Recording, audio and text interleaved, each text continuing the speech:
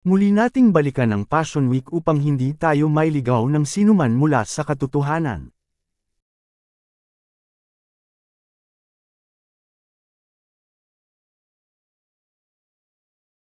Abib 12, 2 araw bago ang Paskwa. Ang huling balak upang patayin si Messiah ayon sa Mark 14, verse 1 ay naganap 2 araw bago ang kapistahan ng Paskwa at ng tinapay na walang lebadura. Ito ay Abib 12. Abib 13, araw bago ang Paskwa.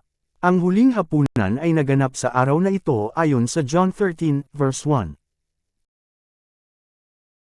Pagkatapos, pumunta sila sa Getsemani upang manalangin ayon sa Matthew 26, verse 36. Kasunod nito ang pag-aresto na naganap noong gabing iyon ayon sa Mark 14, verses 41-4. Maaaring nangyari ito mula 9 p.m. hanggang midnight. Una siyang dinala kay Annas, na biyenan ni Caiaphas, ayon sa John 18, verse 13. Pagkatapos, dinala siya kay Caiaphas na high priest upang litisin ayon sa Matthew 26, verse 57, ngunit wala silang nakitang kasalanan sa kanya ayon sa Mark 14, verse 55. Ito ay pagkulong sa Messiah na tumagal mula hating gabi hanggang madaling araw. Pagsapit ng madaling araw, muli silang nagtipon upang ipagpatuloy ang paglilitis at hinatulan siyang mamatay sa salang pamumusong o blasphemy dahil siya ay nag-aangkin bilang Elohim, ayon sa Matthew 27, verse 1, at pagkatapos ay dinala siya kay Pilato upang hilingin ang parusang kamatayan. Hindi guilty sa sala na blasphemy ang Messiah dahil totoo naman ang sinasabi niya. Ayon sa John 18, verse 28 ay hindi pumasok doon ang mga Jews dahil baka madumihan sila at hindi maging karapat-dapat kumain sa Passover na darating sa araw na yon. Ito ay madaling araw pa lamang at hindi pa nag-uumpisa ang bagong araw dahil ang araw ang nag-uumpisa sa pagsikat ng araw o sunrise ayon sa banal na kasulatan. Sa karamihan ng salin ay morning ang ginamit. Pero ang Greek word na ginamit dito ay phroias na mula sa root word na phroi na ang kahulugan ay dawn o madaling araw. Kaya ang ginamit natin dito ay ang Aramaic Bible in plain English dahil dawn ang ginamit na translation. Ito ay upang hindi kayo malito sa oras ng mga pangyayari. At dinala nga siya kay Pilato ayon sa Matthew 27, verse 2. Maaga pa iyon ng masyado ayon nga sa John 18, verse 28, na naipakita natin kanina. Saklaw nito ang humigit kumulang 15 minutong paglalakbay at ilang minutong pagtatanong. Marami pang oras kung ito ay bandang 4 a.m., tumanggi si Pilato na hatulan si Messiah ayon sa John 18, verse 31, kaya ipinapasa sa kanila pabalik. Pagkatapos, nang malamang isa siyang Galilean ay ipinadala siya ni Pilato kay Herodes upang ipalitis kay Herodes na siyang tetrarca ng Galilee, ayon sa Luke 23, verses 6-7. Ito ang pagitan kung saan tumanggi si Pilato na hatulan si Messiah ayon sa John 18, verse 31. Si Herodes ay nasa Jerusalem noon upang ipagdiwang ang Paskwa at mga kapistahan, siya ay nasa palasyo ni Herodes, hindi sa Galilea.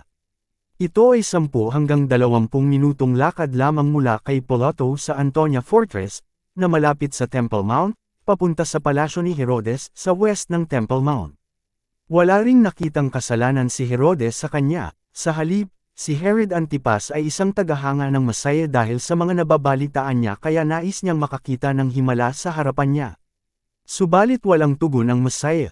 Kaya't siya ay kinutya ni Herodes, binihisan na parang hari, ayon sa Luke 23, verses 8-12. Matapos nakutsain ni Herodes, ay ipinabalik kay Pilato ayon sa Luke 23, verse 11. Dahil nga sa wala namang kapangyarihan ang mga Jews na mag-execute ng death penalty. At ang Roman authority lang ang merong authority noong panahon na yon. Ang pagpunta at pagbabalik kay Pilato ay aabot lamang ng mga 40 minuto. Muling tinanong ni Pilato si Messiah ngunit wala siyang nakitang kasalanan ayon sa John 18, verses 33-8. Tinanong ni Pilato ang mga Hudyo kung palalayain ba si Messiah Bar Yosef o si Bar Abba. Pinili nilang palayain si Bar Abba ayon sa John 18, verses 39-40. Pinahagupit ni Pilato si Messiah ayon sa John chapter 19, at siya ay kinutya ng mga kawal, pinutungan ng koro ng tinik, sinuutan ng purple robe, at ipinakilala bilang hari ng mga Hudyo. Iniharap ni Pilato si Messiah sa mga punong pari at mga pinuno ng Sanhedrin dahil wala siyang makitang kasalanan sa Messiah at dito naganap ang huling pasya na ipako siya sa krus. Lahat ng ito ay maaaring magkasya sa pagitan ng 4 a.m. hanggang 6 a.m. Ayon sa John 19, verse 14, bandang ika-6 na oras ng umaga, oras ng Romano, 6 a.m., dahil sa midnight nag-uumpisa ang oras ng mga Romano, kinutya ni Pilato ang Messiah sa pamamagitan ng pagharap sa kanya bilang hari. Paglilinaw lang po, ang ibig sabihin dito ng Preparation Day of the Passover ay hindi ang araw ng paghahanda bago ang Passover, kundi ang umaga ng mismong Passover dahil naghahanda sila sa umaga pa lang para sa pagpatay sa Passover lamb sa kinahapunan. Ganun pa man, totoo din na Preparation Day talaga ito para naman sa Feast of Unleavened Bread kinabukasan. Abala ang mga Hudyo noong umagang iyon sa paghahanda para sa pagkatay ng kordero ng Pasko na gagawin sa hapon. Dahil maaga pa, karamihan sa mga tao ay walang panahon upang dumalo sa paglilitis at paghatol kay Messiah. Maliwanag na ang naroon ay ang mga punong pari at mga pinuno ng Sanhedrin lamang. Ang pangyayaring ito ay naganap ng hindi napapansin ng publiko, kung hindi, magkakaroon sana ng kaguluhan dahil marami ng tagasunod si Messiah. Kaya ang mga kausap ni Pilate ay ang mga priests at Sanhedrin lamang, na natatakot mawalan ng pwesto kapag totoo ang lahat ng sinasabi ni Messiah, at hindi ang karamihan ng mamamayan ng mga Jews. Ang mga nasa poder na mga ito ang sumigaw ng crucify him. Ngunit sila ay sumigaw, alisin siya, ipako sa krus. Sinabi ni Pilato, ipapako ko ba ang inyong hari? Sumagot ang mga punong pari, wala kaming hari kundi si Cesar ayon sa verse 15. At ibinigay ni Pilato ang hatol na siya ay ipako, ayon sa verse 16. May nais din tayong linawin dito. Karamihan kasi ang akala ay ang mga Hudyo ang pumatay sa Messiah. Hindi po. Malinaw yan sa mga naipakita natin ng mga Bible verses na wala silang kapangyarihan na magpataw ng hatol ng kamatayan sa panahon na yun kundi ang Roma lamang. Sa katunayan, kung ibababa pa natin ang pagbasa ay makikita natin sa verse 31 na noong nag-aalala sila na baka buhay pa ang Messiah at kailangan na siyang mailibing agad dahil sa High Sabbath kinaumagahan, ay muli silang lumapit kay Pilate na nakikiusap na baliin na ang mga binti upang mamatay na agad kaya nagsugo uli si Pilate ng mga sundalo titiyak ng kamatayan ng Messiah. Malinaw na ang mga Romano ang nagsagawa ng lahat ng pagpahirap, pagpako, at pagpatay sa Messiah. Ang mga chief priests at Sanhedrin lang ang nagpilit na patayin ang Messiah pero hindi ang mga mamayang Hudyo. Kaya mali ang akala ng iba na ang mga Hudyo ang pumatay sa Messiah at dinamay na lahat ng Hudyo. Ang mga Romano o ang Roman Empire ay naghuhugas lamang ng kamay gaya ng ginawa ni Pilato. Upang hindi sila magmukhang kontrabida o masama sa kwento ng Ebanghelyo. Tandaan na ang New Testament Bible ay nabuo sa ilalim ng Roman Empire at Roman Catholic Church. Kaya hindi imposible na binago nila ang nilalaman ng kasulatan upang hindi sila ang mukhang masama at sa halip ay ibinaling sa lahat ng mga Hudyo ang sisi sa kasalanan ng pagpatay sa Messiah. Upang magalit ang mga Kristiyano sa mga Hudyo at magkaroon sila ng dahilan na lipulin ang lahi ng mga Hudyo. Ang bagay na ito ay isang napakahalaga na bagay na nauunawaan dapat ng sinumang nagbabasa ng Biblia kaya hindi po matiis ng inyong lingkod na hindi banggitin dito.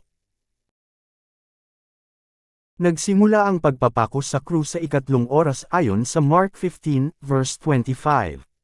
Ito ay 3 oras sa oras ng mga Hudyo, na nagsisimula sa pagsikat ng araw, ay katumbas ng 9 a.m. sa oras ng Romano. Ang crucifixion ang isa pang patunay na mga Romano ang pumatay sa Messiah at hindi ang mga Jews. Dahil ang crucifixion ay kaugalian ng mga Romano bilang parusang kamatayan. Hindi naman ito paraan ng parusang kamatayan ng mga Jews. Dahil ang paraan ng parusang kamatayan ng mga Jews ay stoning o pagbato hanggang sa mamatay. Diyan pa lang ay alam na ninyo kung sino ang tunay na criminal. Nagkaroon ng kadiliman sa tanghali ayon sa Luke 23, verses 44-5. Ang ika-6 na oras sa oras ng Hudyo ay katumbas ng tanghali o 12 p.m. sa oras ng Romano. Ang kadiliman ay nag-umpisa sa 6th hour at hanggang 9th hours.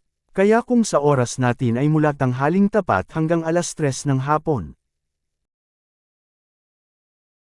Kasunod nito, pagdating ng 9th hour na katumbas ng 3:00 ng hapon, ay nakaramdam ng uhaw ang Masaya ngunit mapaklang alak ang pinainom sa kanya at sa kanya sinabing, naganap na, at nalagutan na siya ng hininga ayon sa John 19, verse 30. Kaya ang kamatayan ng Masaya ay naganap sa kalagitnaan ng hapon, na pinatunayan din sa Mark 15, verses 34-7. Kaya ang Masaya ay dati ng patay bago pa babalian sana ng binti ng sundalo ni Pilato at bago pa man tusukin ng sibat sa tagiliran. Yun ay pagtitiyak lang. Ayon sa John 19, verses 38-42 ay sina Joseph of Arimathea at si Nicodemus ang nakiusap kay Pilato na ilibing ng maayos ang bangkay ng Masaya. Ayon sa verses 41-42 ay malapit lang ang libingan sa lugar ng pinagpakuan kay nailbing agad nila.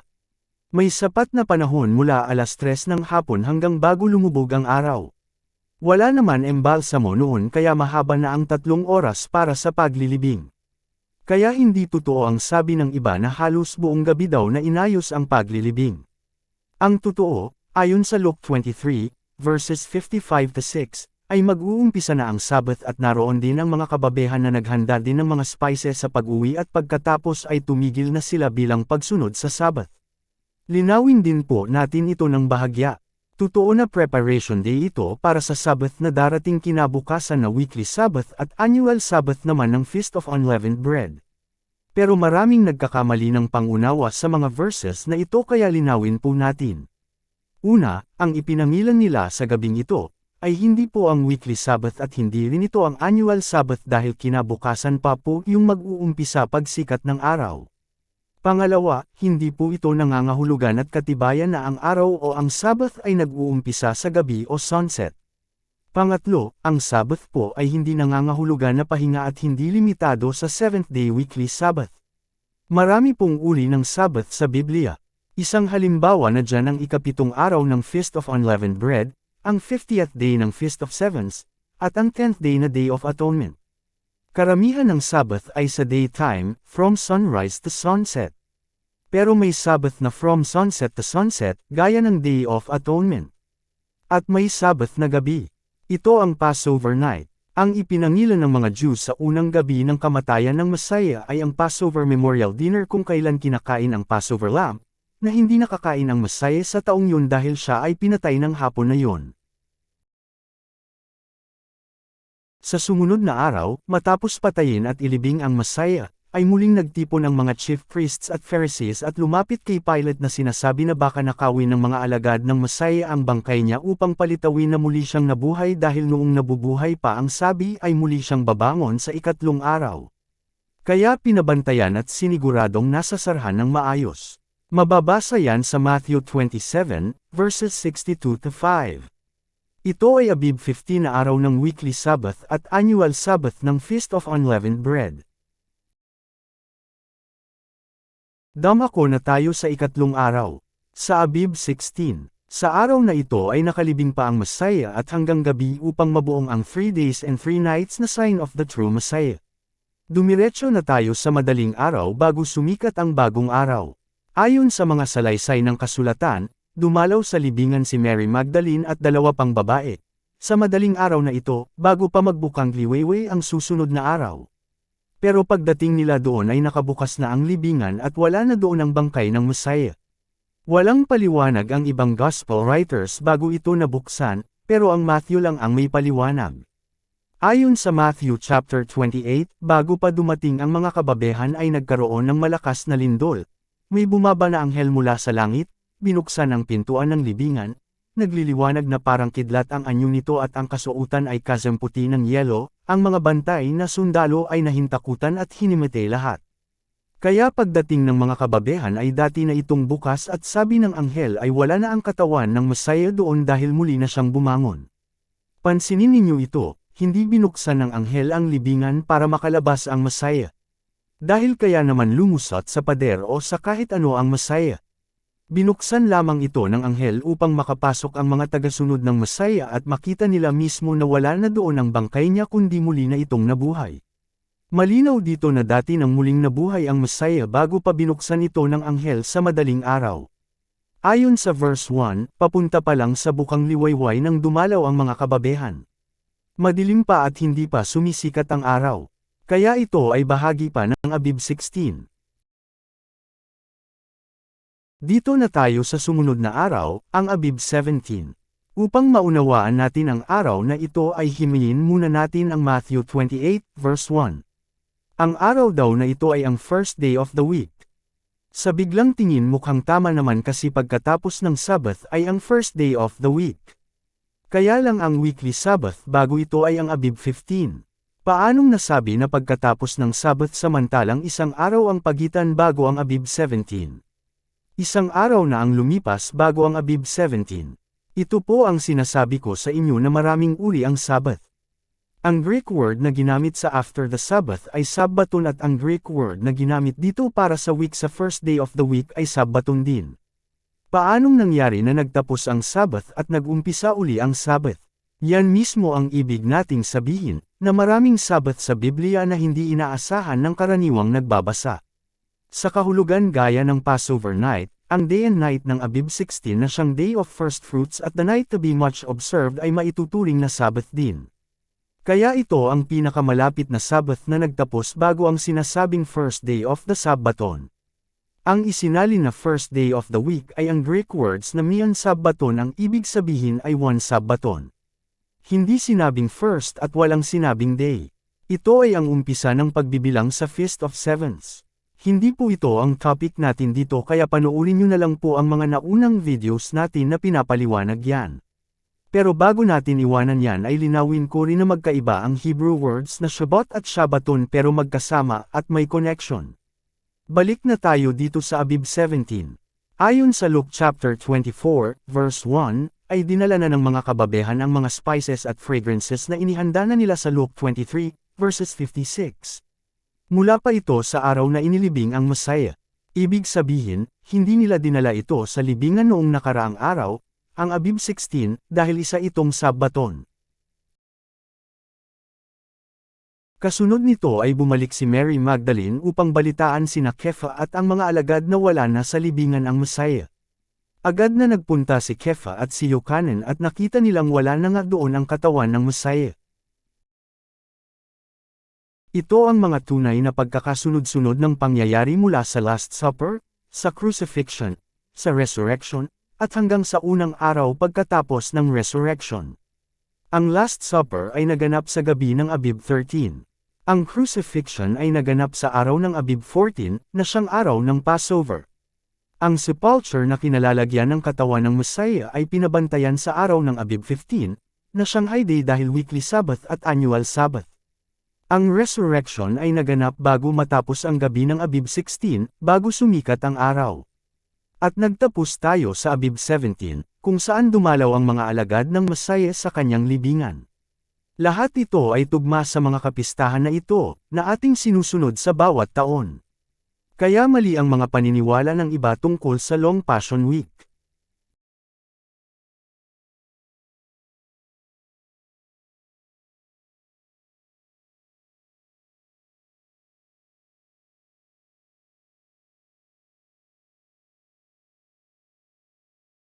Paki-subscribe upang maging updated kayo lalo na sa mga darating pa na mga videos at announcements. Kung inyo pong mamarapatin, ay bukod po sa pag-subscribe, ay paki-like po ang aming video kung inyong nagustuhan, at paki-suyo na rin po na e-share at huwag kalimutan na pindutin ang notification bell.